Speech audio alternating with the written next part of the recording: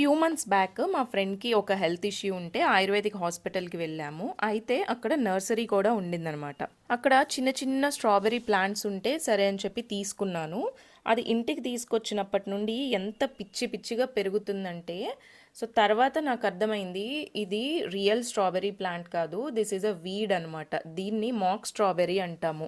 So it looks like a real strawberry plant, but మనం తినే strawberry కాదనమాట. ఇక్కడ చూసారు కదా చిన్న చిన్న స్ట్రాబెర్రీస్ ఉంటాయి, బట్ చాలా టేస్ట్లెస్గా ఉంటాయండి. సో దీన్నైతే ఈ ఫ్లవర్ని మనం ఈరోజు అండర్ మైక్రోస్కోప్ చూద్దాము.